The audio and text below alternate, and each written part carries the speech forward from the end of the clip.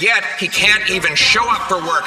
Where is he and why is he hiding under a rock today? और उसके बाद जो है वो जयशंकर जी ने जो बात की है वो वही बात करते हैं। उन्होंने न्यूयॉर्क में कहा है कि it's a world very much of double standards. Will he finally take responsibility for his latest embarrassment and apologize to Canadians for this massive disaster? और उनको पहले उन्होंने माफी मांगी और आज स्पीकर साहब एंथनी रोका ने रिजाइन किया है।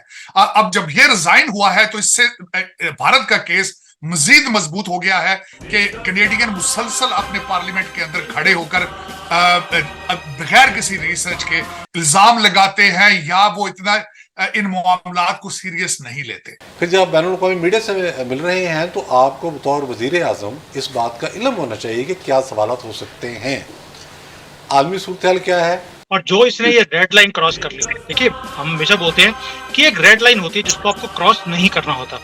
जब आप ऐसी रेड लाइन क्रॉस कर लेंगे कि भाई वर्ल्ड कप हो रहा है, इससे बड़ा टेररिस्ट एक्ट कोई और हो नहीं सकता। जयशंकर ने एक तरफ तो अमेरिका में अपनी एक फॉरेन पॉलिसी की आउटलाइन ड्रॉ की है, जिसको जारी बात है पूरी दुनिया बड़ी केयरफुली देख रही है। और अब तो जो है सिर्फ भारत की गवर्नमेंट ही नहीं इसके ऊपर एक्शन लेगी, अब CIA हो गया या जो ये नपुंसक है कनाडा वाले, इनको भी एक्ट करना पड़ेगा। The entire West, including the Americans and everyone else, they are taking India very.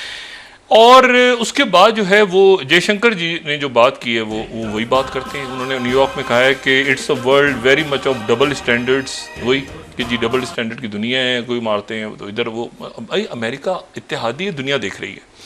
और जी न्यूज़ ने तो मुझे नहीं पता जयशंकर जी आज क्या बात करेंगे, लेकिन जयशंकर की खिताब को पहले ही उन्होंने जी ने एक अजीब, मैं तो इसको नहीं समझ पाया कि क्या है ये, क्या है कि जयशंकर विल से ...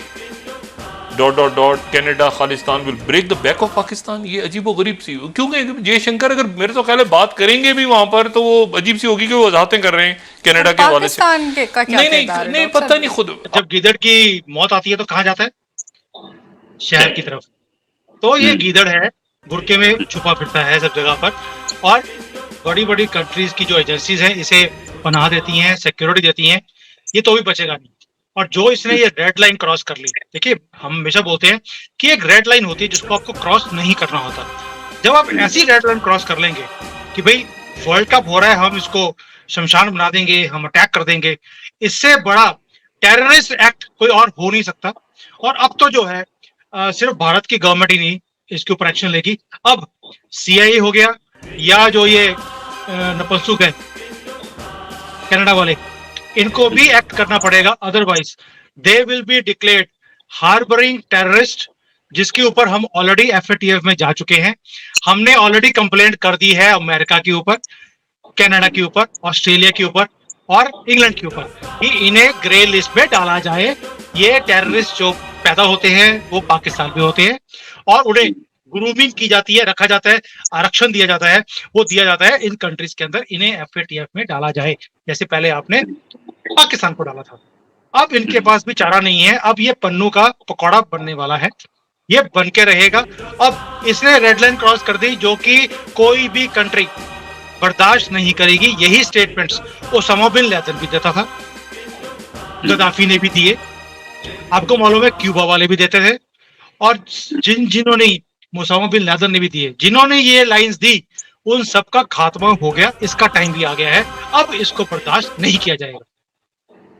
यही तो मैं सोच रहा हूँ, पन्नू एक बार आए तो इंडिया, वो इंडिया आने से चूहा जो है वो वही बैठा बैठा वही कॉमेडियन डॉग नहीं होता, चलता रहता है। आप उसको अटैक करो, नेचर का भी ये हाल हुआ था, पन्नू का भी यही हाल होगा अंत में, और कोई इसका चारा नहीं है।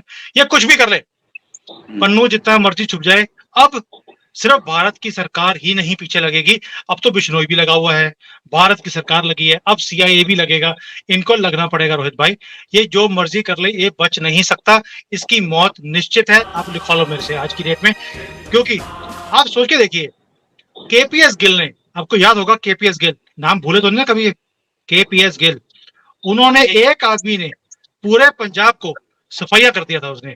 अभी तो अजीत डोभाल है, अभी तो अजीत डोभाल है सर, इनका तो वैसे ही मुकाबला नहीं।